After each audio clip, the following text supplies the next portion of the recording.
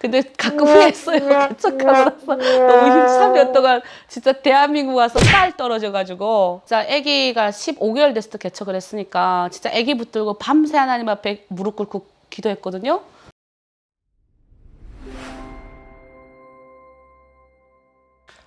안녕하세요. 저희 교회는 대한예수교 장로의 통합 하나목양교회라고 합니다. 2005년 북한에서 나온 송혜연 목사라고 합니다. 이 공동체에 남과 북 사람들이 같이 갔으면 좋겠다라는 어떤 그런 의미가 있었어요. 그래서 하나. 그리고 목양이라는 의미는 예수님이 우리의 목자시고 우리는 그 양입니다. 이런 의미에서 하나목양교회라는 그런 의미를 달게 되었습니다. 서명 받게 된 건 사실 저희 가족이 북한에서 넘어왔을 때 온 가족이 넘어왔거든요. 처음 저는 도착한 곳이 교회였고, 그리고 교회를 통해서 또 한 7년을 말씀을 많이 읽었어요. 중국에서 20대를 거의 저는 성경하고 같이 보냈어요. 북한에 한 3번 복성 당하면서 그 안에서 하나님의 어떤 그 은혜를 받고 나니까 선교사가 되고 싶었는데, 한국에 이제 들어올 때 제가 나도 모르게 하나님 앞에 이제 서원을 했던 거예요. 제가 2005년에 왔는데 떠나기는 2004년에 떠났어요. 저는 브로커도 없이 그냥 혼자서 떠났거든요. 근데 하나님께 기도했죠. 대한민국까지 가게 하시면 주의 종의 길을 걷겠습니다. 그리고 저의 일생을 드리겠습니다. 놀라운 하나님의 인도하심이 있었고요. 여성이 혼자서 브로커도 없이 왔다는 거는 그 순간순간 정말 도와줬던 수많은 사람들을 저도 깜짝 놀래요. 적기에 그런 사람이 나타났고, 걸어서 정말 쉽게, 나중에 국정원 왔더니 저보고 너무 쉽게 한국에 왔다고, 돈 벌었다 그랬어요.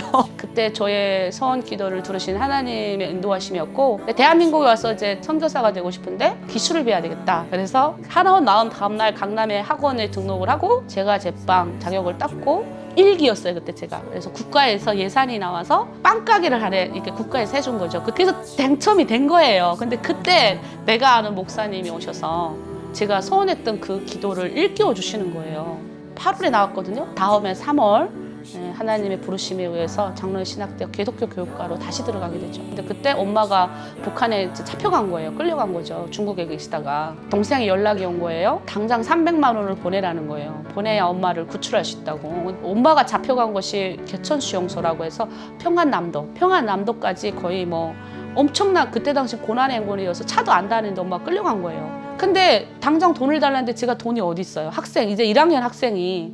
근데 딱 가야 되는 임박에 나보고 나가 돈 벌어서 해도 달래는 거예요. 근데 그때 정말 하나님께 기도 많이 했어요. 우리 엄마는 하나님이 다 살펴달라고.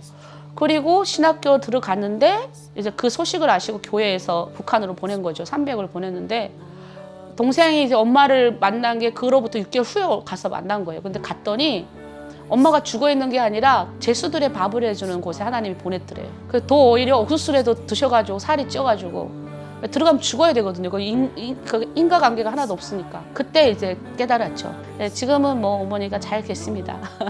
근데 가끔 후회했어요. 개척하고 나서 너무 3년 동안 진짜 대한민국 와서 쌀 떨어져가지고 진짜 아기가 15개월 됐을 때 개척을 했으니까 진짜 아기 붙들고 밤새 하나님 앞에 무릎 꿇고 기도했거든요.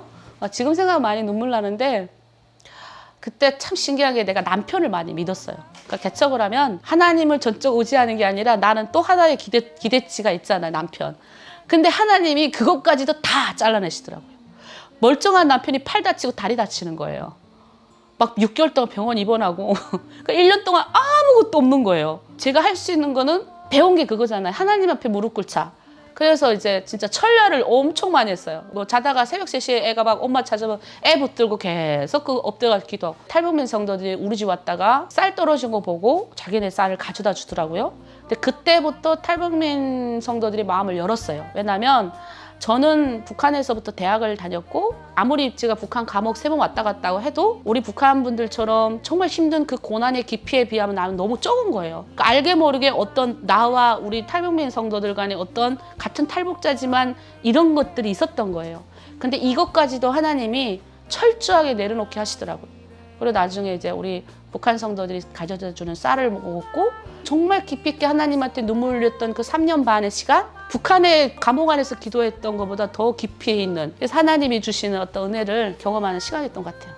그래서 이 지역사회가 약간 교육열이 높은 어떤 목동 중심가인데 임대 아파트 안에 탈북민들이 좀 살아가는 그래서 지금 이 아파트를 기준해서 여기 지역의 교회들이 통일 성교에 관심을 가졌으면 좋겠다. 이런 마음을 가지고 저희가 열심히 준비하고 기도도 하고 그렇게 하고 있습니다. 개척할 때는 탈북민을 신앙 안에서 잘 정착시키는 교회. 이제 시작을 하다 보니까 이제 그 정착시킨다는 게 되게 어려워요. 저희 교회가 한 100명이 왔다 갔어요. 어느 정도 키워놓으면 나가요. 그러니까 그때부터 이제 마음에 없던 힘이 막 드는 거예요. 이제 제가 무너지기 시작하더라고요. 그래서 위기가 한번 왔었어요. 때마침 중국에서 이제 중국 선교사님이 이제 80 몇 세 되신 선교사님이 선교사님 미국으로 들어가셔야 되니까 그 땅을 저에게 양도하고 싶다고 하시더라고요. 청도에 있는 땅인데. 그래서 가보니까 어마어마한 땅이더라고요. 뭐 거기 이미 건물도 있고 나 여기서 다시 중국 내 탈북민에 대한 사역을 시작해야 되겠다. 근데 이제 여기 남아있는 탈북민 우리 교회 성도들이 난리가 난 거죠. 목사님 거기 가게 되면 이 교회는 어떡하냐. 그러면서 또 나기 시작하더라고요.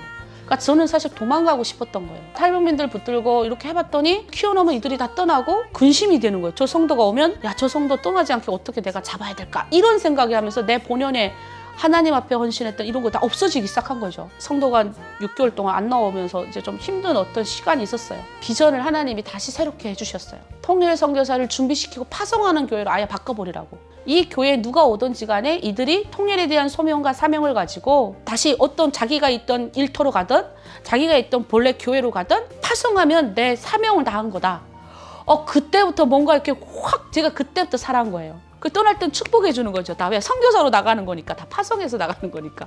그래서 그렇게 하면서 이제 점점 사역지가 제가 원래 꿈꿨던 중국 내 탈북민 사역으로 이렇게 쭉 이제 나가면서 그다음에 온라인이 탁 시작되고 나면서 갑자기 하나님 중국 내 탈북민들이 우리 쪽으로 다 몰려오게 만드신 거죠.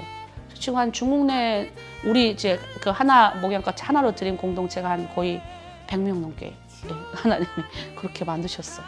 그들도 통일 선교사인 거죠. 잠재적인.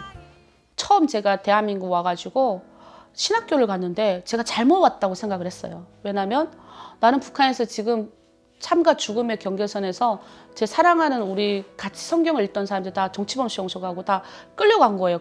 그리고 살아남은 사람 한 2~3명밖에 없었어요. 그리고 대한민국 왔는데 학교 가니까 커피 마시면서 믿음이 없는 사람들이 다 와 있는 것 같고 나는 잘못 왔구나.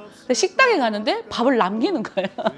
그래서 처음에는 나만 보면 도망을 가더라고요. 제가 여기 한국 와서 엄청 정지하고 많이 다녔어요. 근데 하나님 그걸 기뻐하시지 않더라고요. 나도 남한에 와서 남한 사람들과 같이 어울리는 걸 하나님이 배우게 하신 거예요. 그 다음에 가만히 제가 4년 공부하고 보니 그들 마음 가운데 비전이나 소망이 없는 게 아니었어요. 오히려 훨씬 더 깊이 있고 훨씬 여물어져 있는 비전이 있는데 나는 겉모습만 본 거예요.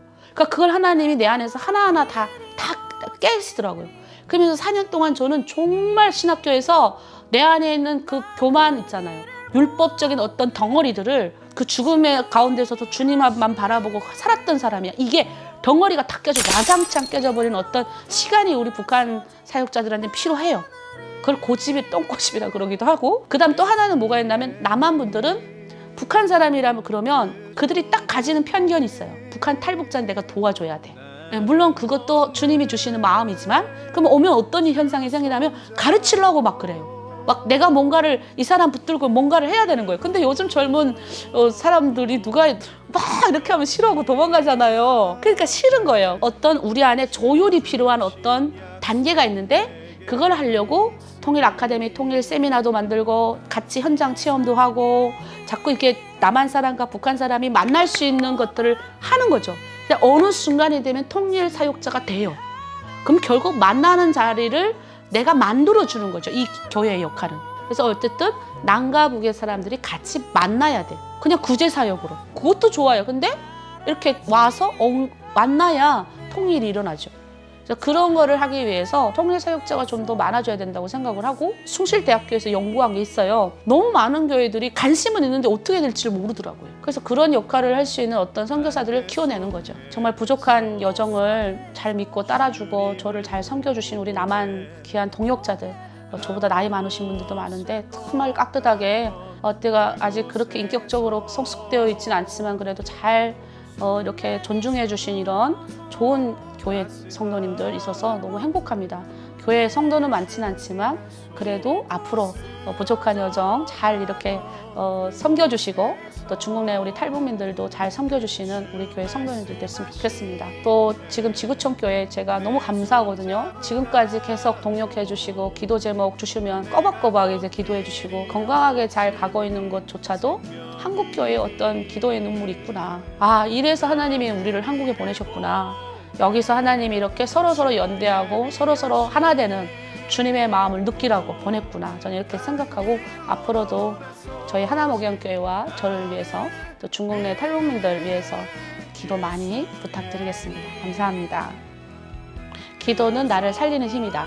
북한에서 아, 나 오늘 죽는가 보다 이런 순간도 있어. 정말 모든 고비고비 순간순간 기도하면서 힘을 엄청 많이 받았어. 차 타고 걸어다니고 그러니까 이제 늘 기도하거든요. 근데 확실히 기도는 힘이고 더구나 중보 기도가 정말 힘이다. 그리고 교회 연대하는 교회들에서 해주는 이 힘은요 대단한 거죠.